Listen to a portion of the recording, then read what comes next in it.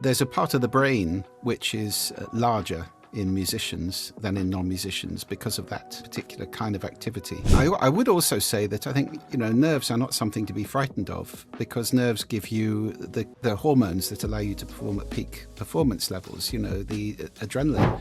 So you can practice being really, really exaggerated with your prosody, read a book like that. And it's like going to the gym and doing exercises. So next time you speak in public, you will have more capability, more range. We live in a world where everybody has a voice. Everybody can be heard. Everyone can go on YouTube. Everyone can reach the world, right? Well, here are some facts you might not know. The average YouTube video has 35 views. Yeah, but what about TED? If you get on TED, well, everyone has millions of views, right? Well, did you know this? The average TEDx talk receives 411 views. That's it. Well, our guest today has had 150 million views to his TED Talks. He is one of the most renowned speakers in the world. He is an author of a number of best-selling books, including How to Be Heard, which has won numerous awards. He has been honored. He's a fellow of the Royal Society of the Arts, which I don't even know what that is, but it sounds like they have a great party at least once a year. He is an expert on the craft of designing sound for businesses and environments that really make people happier and more productive. I'm so happy to invite to the show today our special guest, Julian Treasure. Julian, thank you so much for being our guest today, and welcome to the TJ Walker Success Show. Thank you so much. Great pleasure to be here, TJ. Now, Julian, you've had such tremendous success with your TED Talks, but you've had a lot of them. And the one that's the most popular is How to Talk, but you also have TED Talks on listening. It seems like everyone these days, and I'm guilty of it, wants to talk, and everyone wants to have their own TED Talk. Not many people want to listen. Why is that, and how can we get better at listening? Well, first of all, if you think about what we teach at school, it's reading and writing.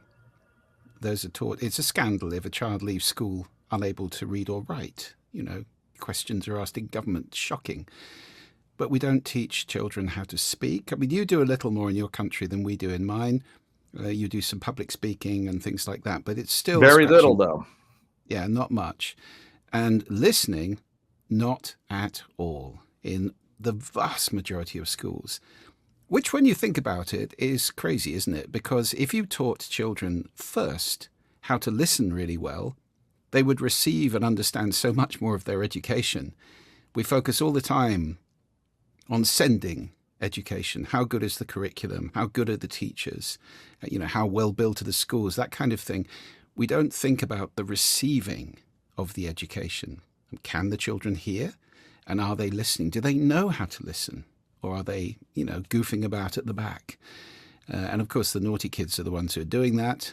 Millions of children leave school every year having not heard or listened to their education, which to me is a tragedy. So these are foundational skills, speaking and listening. They're primal. We've been doing these things for as long as we've been human. In fact, as far as listening is concerned, a long time before that as well, because listening is the primary warning sense of every vertebrate on this planet. There is not a single vertebrate without ears. There are plenty without eyes. And that's because you can hear what's behind you. I don't know about you, I'm not very good at seeing what's behind me. And your hearing is always on, even when you sleep. If there's a strange noise in your house at night, you will wake up because your ears are always working. We have no earlids, you may have noticed. So that they're permanently on. We have this sense which protects us, gives us a sense of balance as well, and tells us so much about our environment. The little noises around you tell you how big the room is. Is there anybody else there? Is there anything else happening around you? You're doing that all the time. So hearing is critical. Of course, listening's different from hearing. And that's a very important distinction that we need to make. When your ears are working, so you're hearing all the time, depending on if you've got hearing damage. And that is now something which is affecting vast numbers of Americans. I mean, countless millions of people have got noise-induced hearing loss from industrial noise or simply from putting headphones on and having them way too loud. That's destroying the hearing of many, many teenagers now. So if you can hear... Let's talk about that hearing problem. Because I'm going to violate one of your 7 deadly sins and be negative. But there is a restaurant right next to my office here in Palm Beach County in Delray Beach. And it's a great restaurant, great food. The music is so incredibly loud, it hurts my ears. I've been there for lunch before. I was the only person there. And I said to the manager, hey, would you mind, can we turn the volume of the music down? His response was, no. It was their corporate policy. And I have to guess it was because that attracts a young, hip crowd, and they want to keep out guys who have a hairline more like mine or yours because our ears can be more sensitive. Julian, let's tease people a little bit because you've got a great new book coming out next year. What's the title of that book? That's called Sound Effects. And this one is about the relationship between human beings and sound, how we affect the sound of the planet. So, I mean, for example, everybody or many people will know about the way we're deafening cetaceans with cavitation from ship propellers, thousands and thousands of ships plying their way across the oceans and generating noise, which stops the whales from being able to communicate, which before they were able to do over hundreds, even thousands of kilometers with low frequency sound. So that kind of effect is happening. We're doing this all over the planet, affecting wildlife, affecting even the planet. So it's about our effect on sound, and also, very importantly, sound's effect on us. There's a huge amount we can do with sound, and there's all sorts of impacts on us as individuals, which, if you can become aware of, mean that you can take responsibility for the sound that you're consuming. And this goes back to what we were discussing a little earlier, TJ, about the lack of listening, the fact we don't teach listening in school, and it's not really valued as a skill. More people want to be heard than want to listen. That's not only 5 times as many people have watched my TED Talk on speaking as on listening, but the research shows in organizations, for example, they're putting at least 5 times as much resource into sending as they are into receiving. When you talk about corporate communication, you immediately think of advertising, marketing, social media. It's outbound, outbound, outbound. Very little of it is about listening to the customers, listening to the staff, and taking all of that in so that you can improve your processes. I'll tell you, one example of this that drives me mad, and I'm sure many, many of the people listening to this and watching this, you phone up with a complaint, and when you finally get through the press 1 for this, press 2 for that, the endless, and the 20 or 30-minute waiting time, you get through to somebody whose only interest is really to give you a palliative and make you go away. Okay, sorry you had that. Here's 10 free thises, or here's a discount on your next that. Well, I might just have given them a suggestion to improve their entire business, which could be really crucial, but it gets stopped at that point, never gets further than that. There's no process for asking the question, wow, is that a good idea? In which case it goes back to our good ideas department. Nope. So that's the kind of lack of listening which is damaging profitability, sales, customer relationships all over the world, especially on the telephone, of course. And I'm guilty of that myself sometimes because I am trying to listen to a guest, but I'm thinking about, who do I have next? Are we going to a commercial? In the case of a moment ago, I wanted to listen to you, but I also wanted to listen to our audience and be respectful of them. Sarah writes, I think sound is more pleasant to the ears when it's low volume and subtle in its tone. Not only is sound powerful, it can be healing. I do want to point out to our viewers, if you have a question for Julian, we're happy to listen to you. We don't have to listen to me the whole time. You can post your questions right in the comments or on the Amazon Live page. You can also push the button for StreamYard and share the screen and talk to Julian directly. I understand he's a pretty good listener. Sorry to interrupt, Julian. Please Please That's all right. continue. I try to be a good listener, TJ, but as you said earlier, we're all human beings. I have a wonderful fiance who is very fond of reminding me, you are supposed to be a world expert on listening. And I get that quite often. So It's we're very learning hard to be a guru to one's own immediate family members, isn't it? very much so, yes. And in answer to Sarah, yes, I think sound can be much more pleasant when it's more subtle, perhaps. Although people who go to clubs or, I think the loudest gig ever recorded was Kiss in the 90s, I think, or the early 2000s at 130 something decibels, which is actually hearing damaging for, if you're in it for more than a few seconds. So everybody went to that gig probably lost a bit of their hearing that night. Well, some people like that, and there are times when loud sound is euphoric. When your team scores a goal, you don't want everybody just to be going, no, you want that roar, you want the adrenaline. Indeed, I think, I've seen a few basketball games on TV. The noise is part of the experience, isn't it, in that sport, in your country?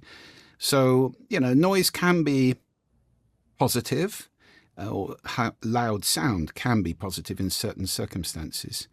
But certainly if you're talking about the very health-giving sounds of nature, wind, water, birds, then I'd rather be listening to gentle surf or a babbling brook than a mighty waterfall or vast waves crashing. There's a kind of violence about those sounds which is intimidating and not necessarily very pleasant, especially over a long period of time. So Julian, I'm gentle sure you follow the trends too. There's a new book out by Jonathan Haidt, The Anxious Generation, where he documents how children today are essentially going from a play-based childhood outdoors, playing unrestricted in nature, to an indoor cell phone screen-based childhood. Kids are just simply not hearing nature. I try to go for a walk on the beach every day without a cell phone.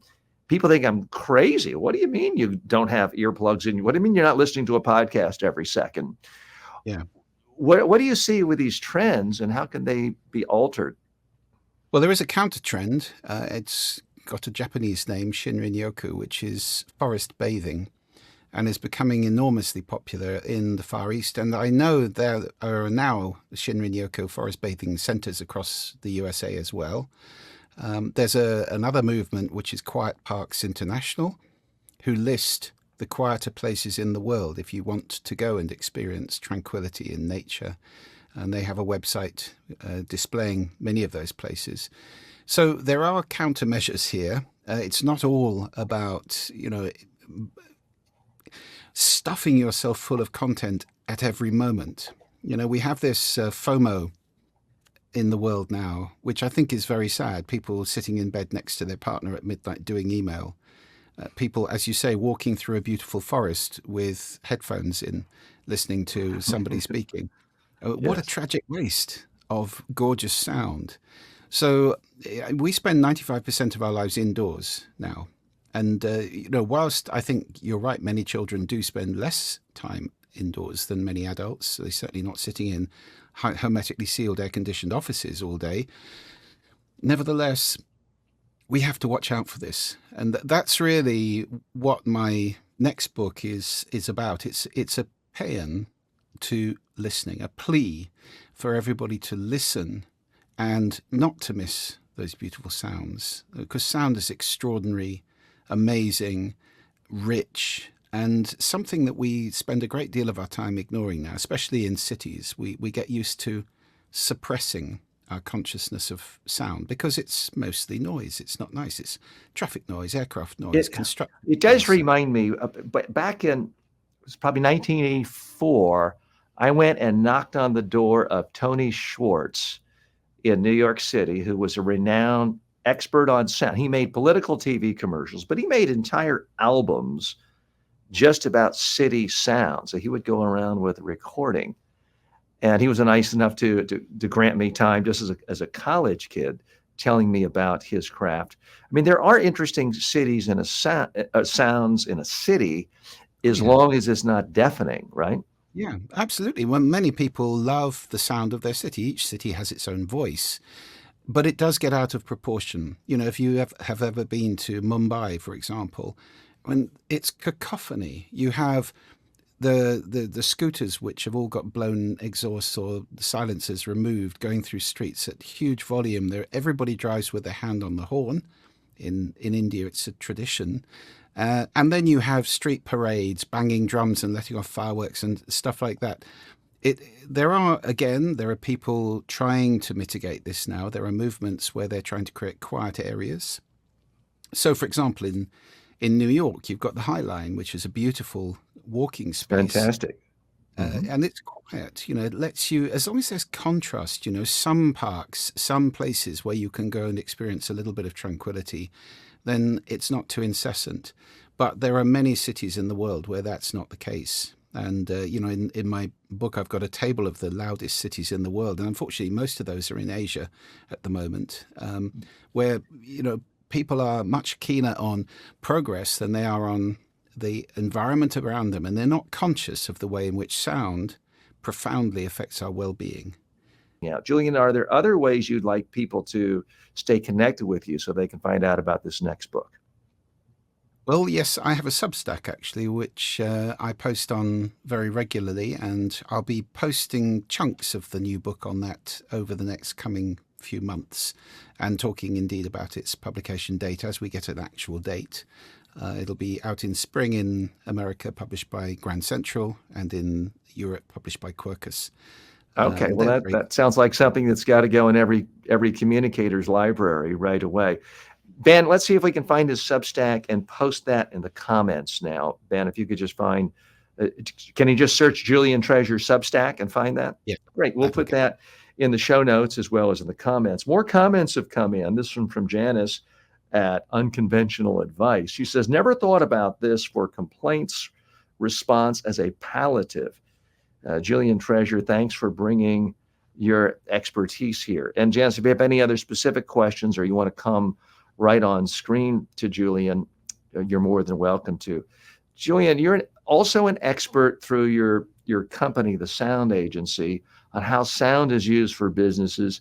One of the things that I find intriguing is how sound is used, I think, I'm just guessing here, to appeal to certain demographics and in part repel certain undesirable graphics. We were talking a moment ago about the restaurant right next to my business here in downtown Delray Beach, where the music is so incredibly loud that I think if you're, and I'm 61, I think if you're over 50, it's intolerable. And I also think of certain malls where you go to, I guess, an Abercrombie and Finch.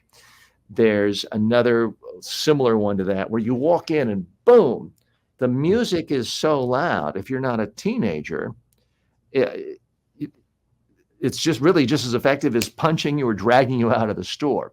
Can you talk about that a little, please? Sure. I have a lot of respect where this is done intentionally. Okay, if you really do have a target demographic and you understand what it is and you want to create an environment which is highly attractive to those people alone, good luck to you.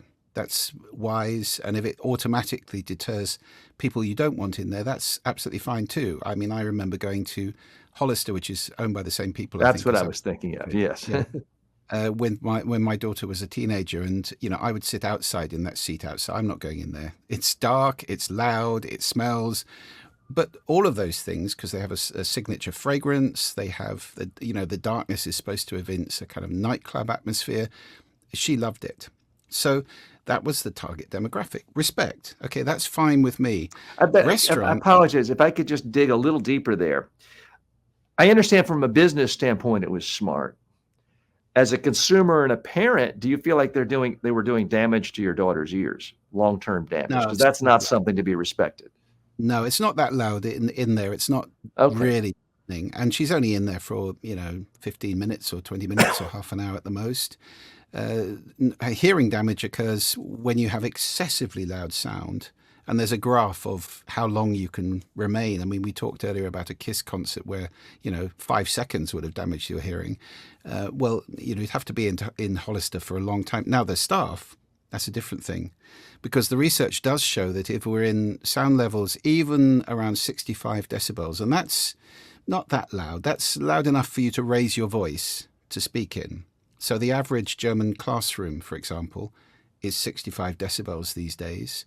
And if you're working in that environment, it elevates your risk of heart attack or stroke. Wow. Now, that means that many teachers may be shortening their lives by working in that environment day after day. And that's pretty shocking. So that's how much we need to pay more attention to the soundscapes that we create in all sorts of spaces. Now, I talked about intentional sound there in those shops, but unintentional, mindless music is one of the most commonly smeared sounds, which really upsets a lot of people. I mean, the independent research, not produced by the music industry, shows that roughly a third of people hate pipe music, a third like it, and a third don't care. Well, upsetting a third of your customers is quite a serious decision. So I think it's something that needs to be thought about, particularly when you mentioned malls. I mean, I've been in hundreds of malls and we've designed soundscapes for them at the sound agency over the years, replacing mindless music with lovely nature sound or something very calming and soothing, because the music is played through loudspeakers that were only ever intended for emergency announcements. So you walk around the shopping mall and all you can hear is you don't even know what song it is. It's fast-paced, which speeds people up and makes them leave faster, which is not really what you want to do. So it's completely stupid in many cases, and it's just done because everybody else does it. So it's, there's no science behind it. If they read the research and understood the subtle ways in which sound changes our bodies, heart rate, breathing, hormone secretions, our feelings, think of music and how powerfully that affects us, our ability to think. Noise is the number one problem in modern offices because of somebody else's conversation interrupting your train of thought. And our behavior, sound changes how long we stay in places, how good we feel, and even what we buy. Well, if they understood all those things, people would spend a lot more time being careful about the sound that they put into any space, because it has a huge effect. Let's talk about your space, Julian. If we walk into your home or your office when you're not doing an interview like this, what do we hear?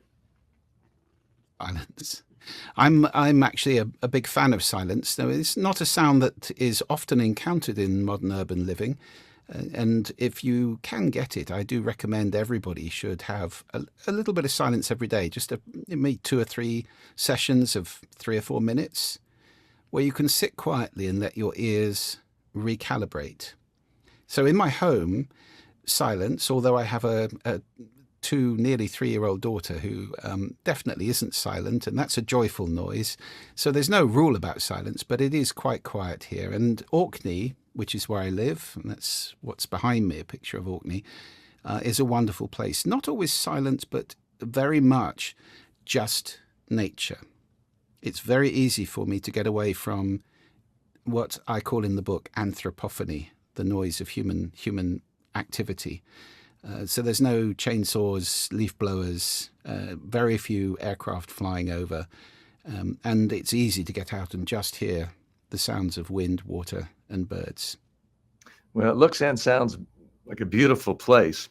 Let's talk about daughters a minute. I want to pick your brain for advice. I have an 11-year-old daughter, and when she's studying, she tells me, "Oh, I study much better listening to Taylor Swift." We have a bit of a battle here. I say, "Look, you can listen to her. When you're studying, let's just have silence." But I've also read research saying that certain types of classical music with a certain slow beat, Vivaldi, things like that, can actually enhance thinking. Can you give me some guidance there? Huge topic we're going into. Let me try and summarize it. First of all, the Mozart effect, which came out of a single book by a guy called Don Campbell, was an extrapolation of a single study, which nobody's ever repeated, which kind of has been exaggerated to indicate that listening to Mozart makes you smart. Well, that's not true. The whole baby Mozart thing has been thoroughly discredited for the most part. It's not true. So there's certainly there's sound that can help with concentration, but it's very individual. Okay, so there may be somebody in the world who can concentrate far better with loud death metal music playing. Probably is. That's not me, but there may well be. So we, first of all, excuse me, we have to say this is very individual. Secondly, music tends to be quite a dense sound, by which I mean there's a lot of information in it, and it's calling for your attention a lot, especially if it's got vocals. So most music is made with the intention of being listened to, not being a background sound. You don't get people hunched over mixing desks in recording studios going, let's make something nobody's going to listen to. That's not the intention.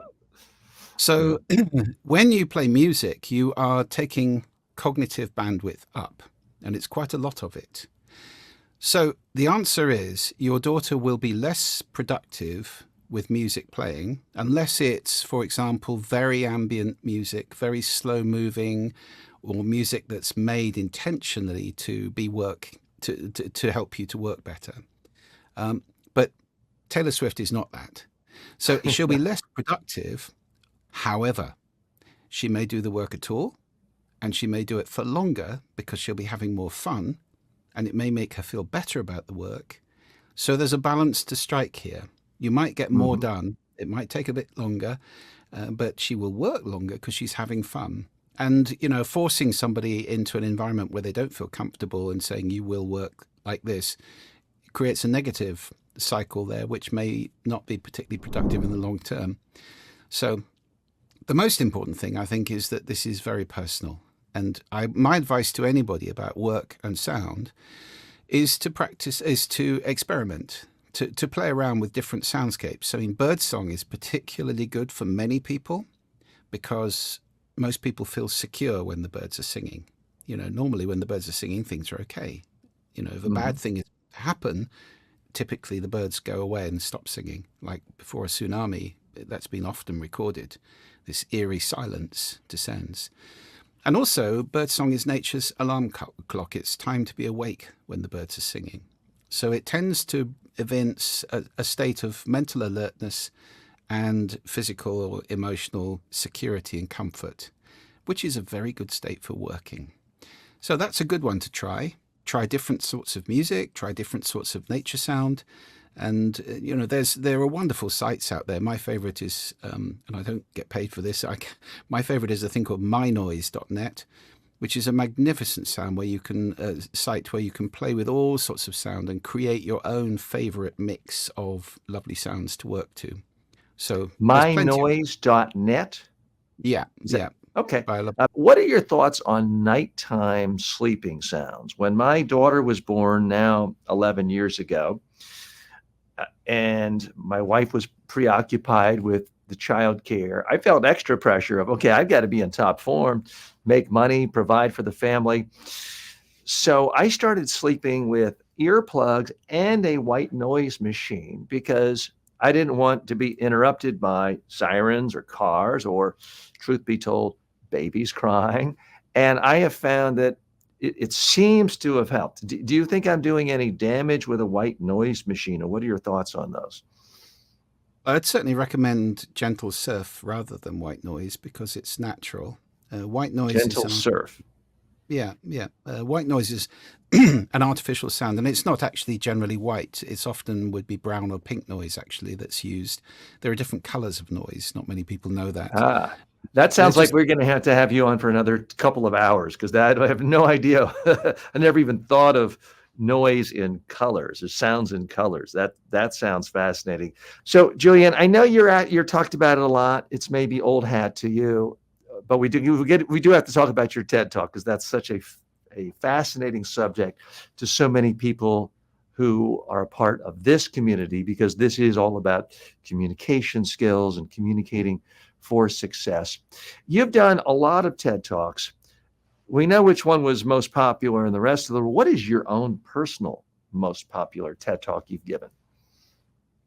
My favorite is the one on listening because, the longer I go on, TJ, the more I see the gap between the importance of listening, the power of listening, the effects of listening, and what's happening in the world.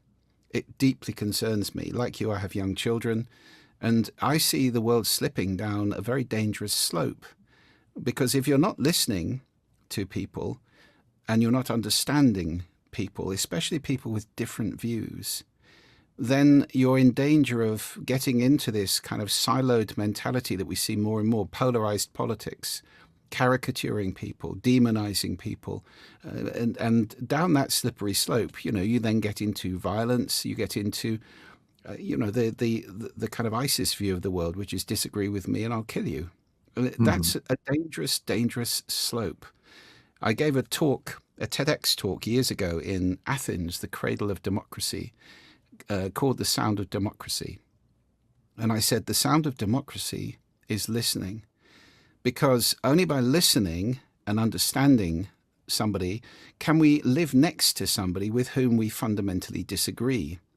And in fact, my work has moved very much to focus on this particular hotspot. There's a word which I think is the most important word in modern civil society, and we don't see enough of it. That word is validation. Validation. TJ, I don't agree with what you just said. I completely disagree with you, but I can see why you believe that. It makes sense that you would say that, given your different life experience compared to mine. One of the powerful things I teach in my course, in my book, and in my coaching and training and workshops is that listening is unique. Every human being's listening is as unique as their fingerprints, their voice print, or their irises. That's because we listen through a set of filters, and those filters arise as we grow and develop in our lives. And, you and I have come different roads to this moment here today where we're together, and we will have picked up different filters. We'll have different, perhaps, the language we speak is roughly the same, although not entirely the same. The culture we were born into, probably quite different. And the values, attitudes, and beliefs we picked up along the way. You will have picked up yours and I mine from teachers and parents and friends and role models and so forth. And then in any given situation, we have expectations, intentions. Well, ours are probably very aligned at this moment, but that's not always the case. We might have emotions going on. Just think of how well you listen when you've had terrible news or fantastic news, not very well. How well can we listen when we're upset? Not very well. And by the way, a great tip for defusing somebody who's upset is to listen to them, and the steam will start to evaporate and they'll calm down. So all of that means that our listening is unique. And that is one of the most common errors that I see in the world, is the assumption that everybody listens like I do. And, of course I'm right. Everybody thinks like this. Well, you don't, you're an idiot. No, actually, two people can be right and have different views.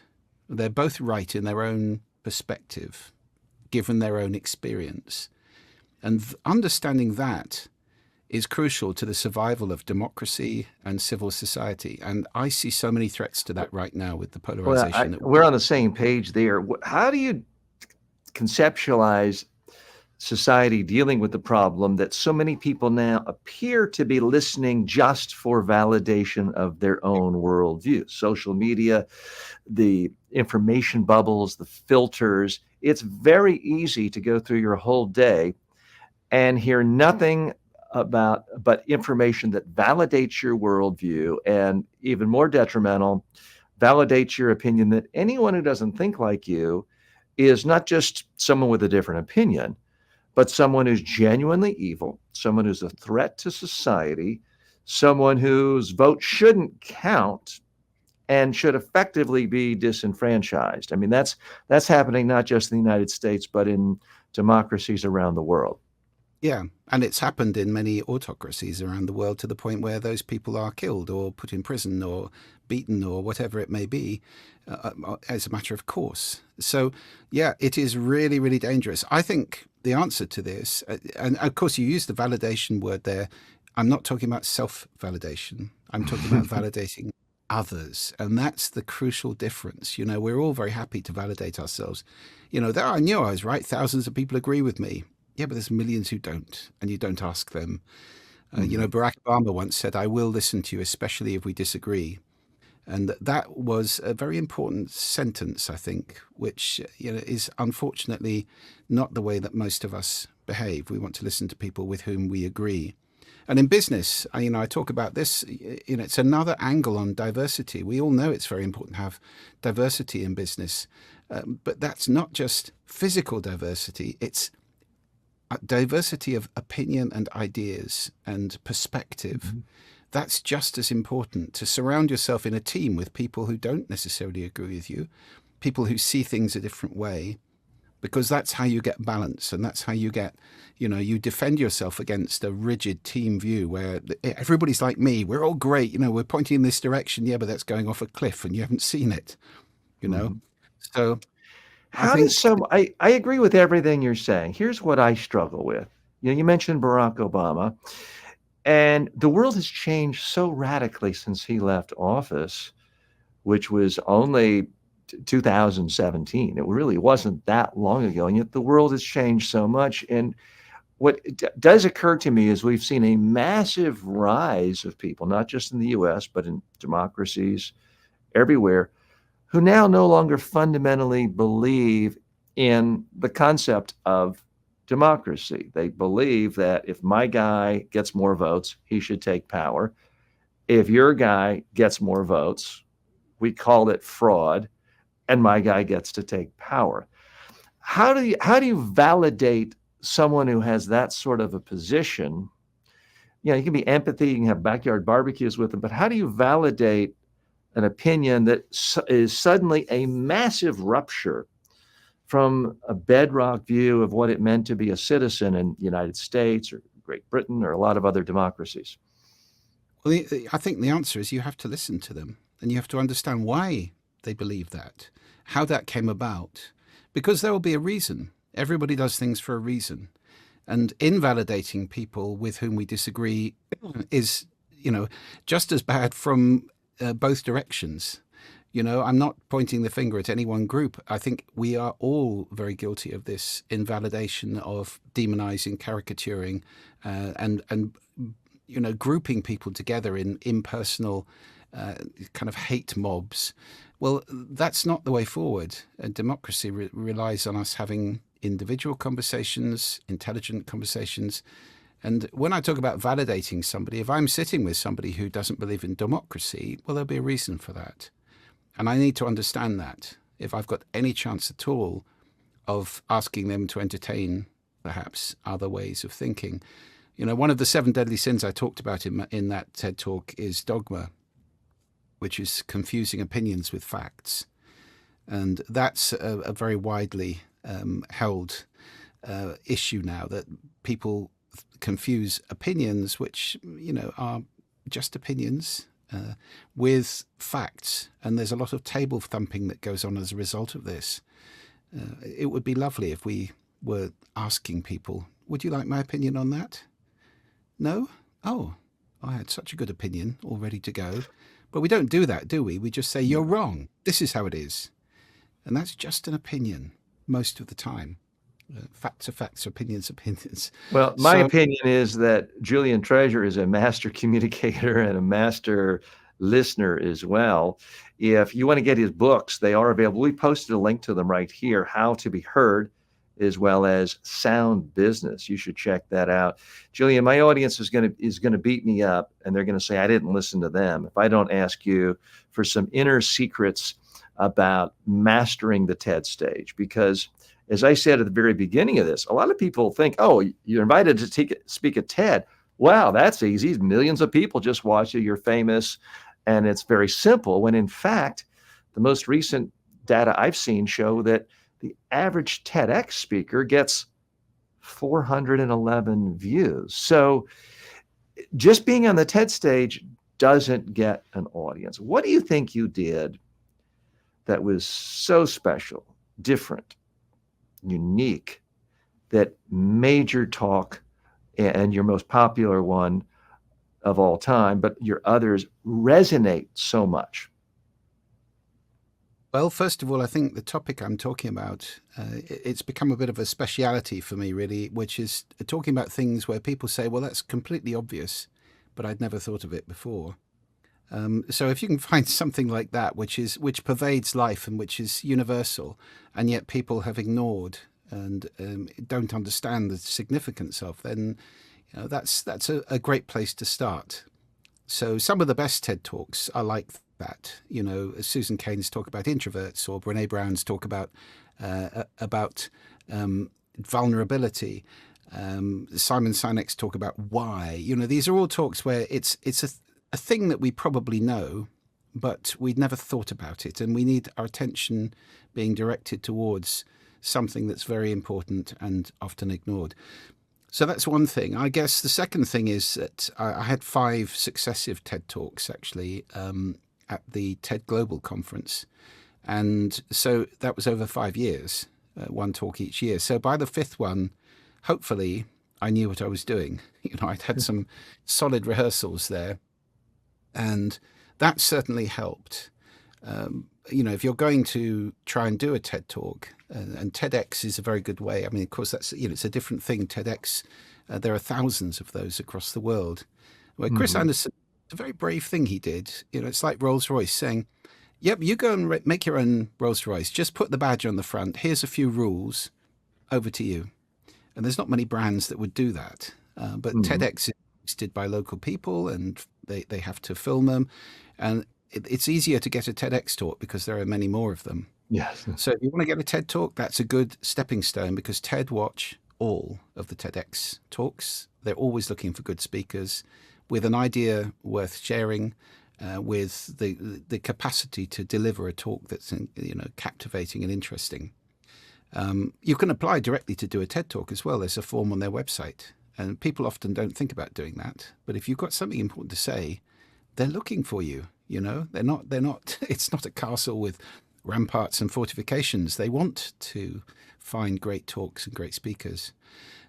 You need to have some. What's your favorite TED speech of all time that's not your own?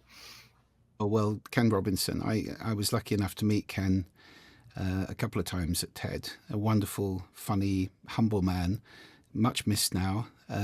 But I still love his talk, and that little On story creativity. About how we are educating creativity out of children, and how it's the most valuable thing we should be educating them into. With that wonderful story about the little girl drawing a picture of God, and the teacher says, "But nobody knows what God looks like," and the girl says, "They will in a minute." And it's just fantastic. So that's my favorite one. But I have to say, being a sound guy, there's a talk which has just come out by the CEO of an organization called IYO, who has developed audio computers, which are little devices you wear on your ears, and you speak to it conversationally. This is not Siri or Alexa. This is a conversation with an intelligent being or agent. I mean, not quite a being. It's the future of computing. It's really exciting. And also these little gizmos in your ears can do amazing things, like filter out background noise in a noisy restaurant we were talking about earlier, and allow you to listen to the person you're speaking to. So that's a very exciting one. That's up on TED right now. I'm sorry, I'm not sure I quite understood what you were saying. Does it let you listen to people in other languages, or just filters out background sound? You can. So let's say you're sitting with somebody who's speaking in Spanish in a noisy restaurant, and he actually does this demo. He does this demo in the TED Talk. It'll filter out all the background noise, and then you say, "Okay, can you let me hear Pedro in English now, please?" And it'll Got it. That is exciting. Translate. It's like the Babel fish in the Hitchhiker's Guide to the Galaxy. Yes. I'll have to check that out, because I have family members who only speak Chinese, and I don't speak any Chinese, so that would be very helpful.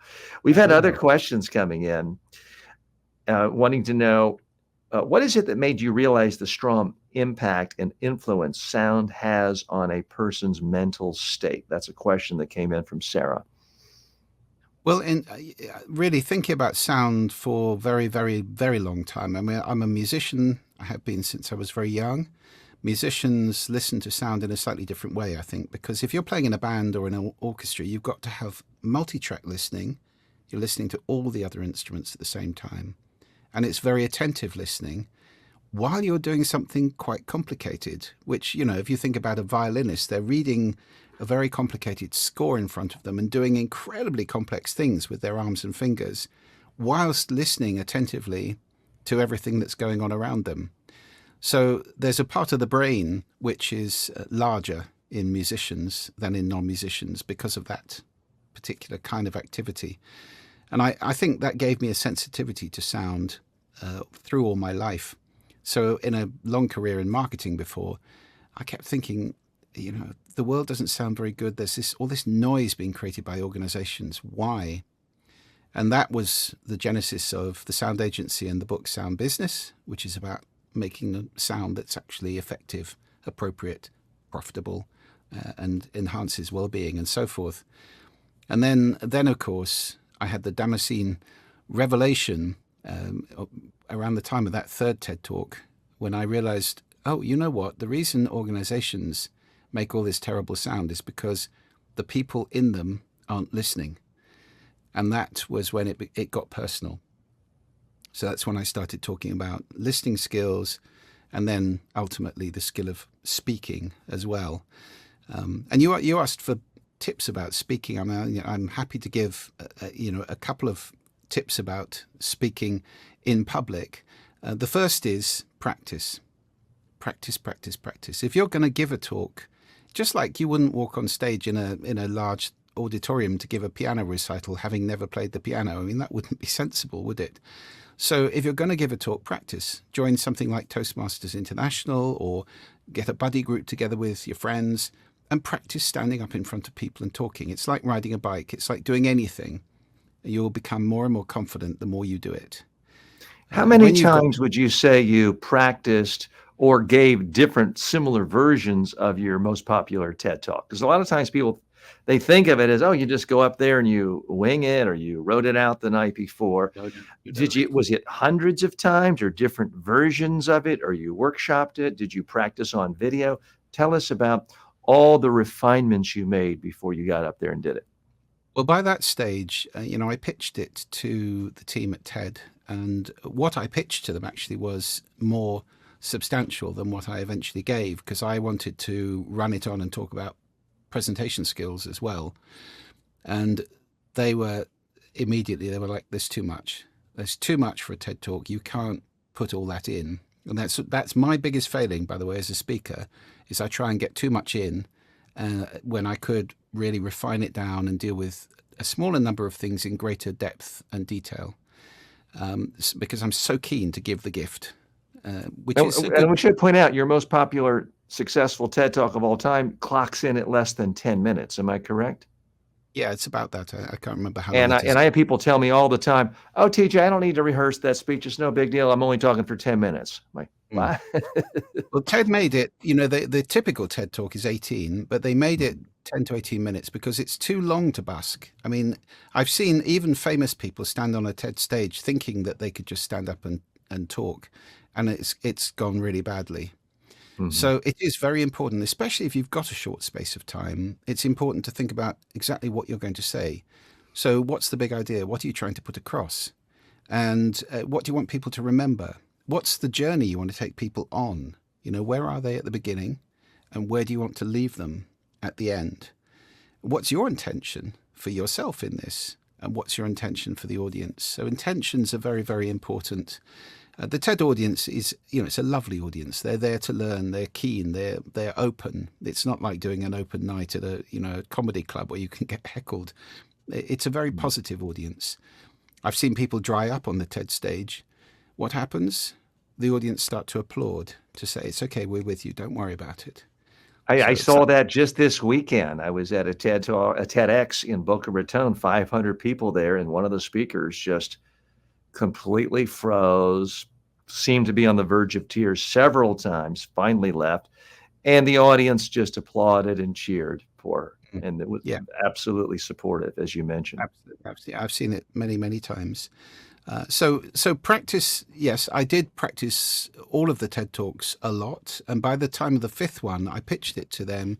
They told me to take out half of it, and I then reworked it. These days, if you're going to give a TED Talk, they will work with you on the material intensively, and they'll also watch you doing it on video and give you feedback. And then when you get to TED in Vancouver, they'll do rehearsals with you and work on it. So I wouldn't over rehearse. I've seen TED Talks where people are very mannerized. It's obviously a speaker coach has told them to do that gesture at that point, and you think, there was a What little, is that line for you? Because I know what I want in a speech is someone who really sounds conversational in the moment. And there are yeah, some TED talkers where it's a Broadway theatrical show, and it's not a yeah, bad show, but they're putting on a theatrical show where I can tell they've yeah. memorized every word. What are your thoughts on that? Well, I said in my TED Talk there are 4 foundations of powerful speaking. H, and they spell the word hail. H is honesty.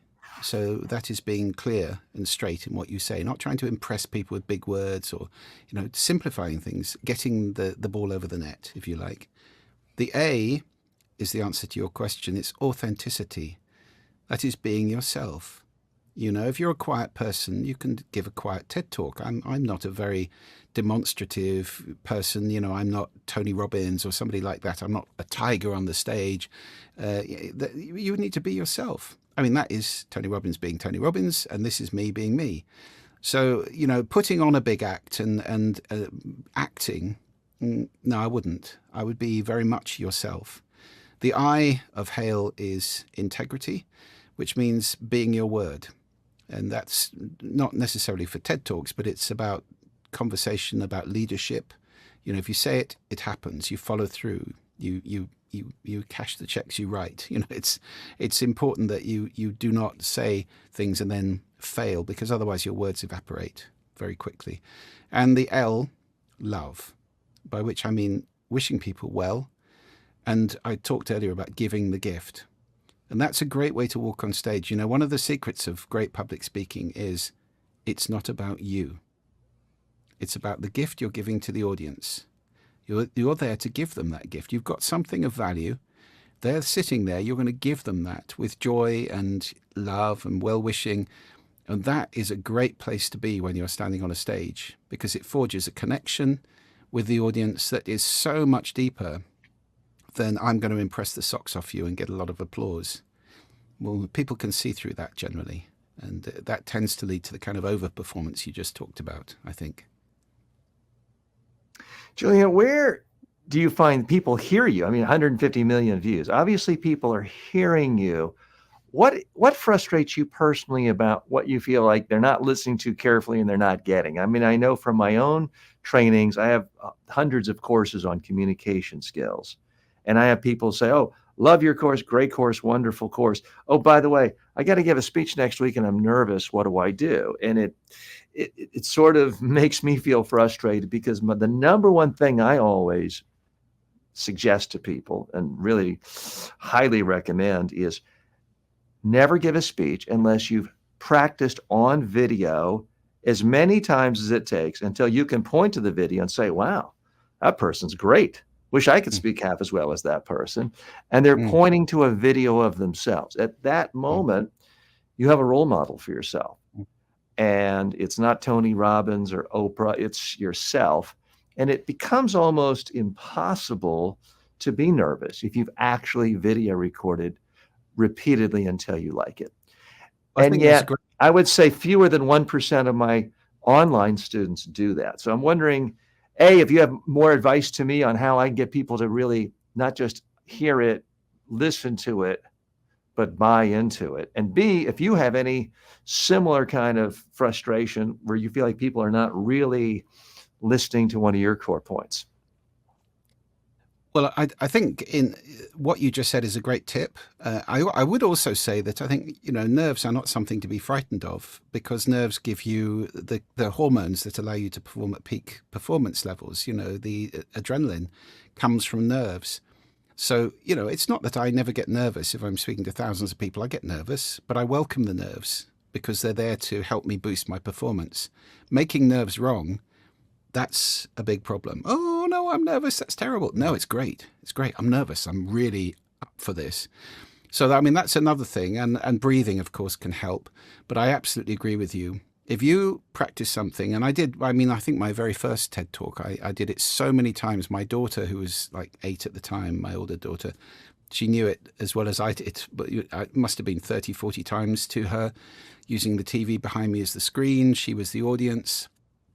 That meant that when I stepped onto the stage to deliver that talk live, I didn't have any fear about losing my way, and I was able to jazz with it. I never read.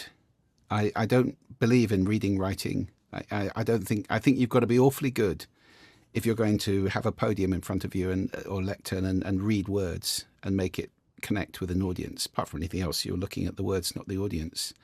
Auto cue or that kind of technique, brilliant. If you're good at it, fantastic. But it can be very stilted if you're not good at it.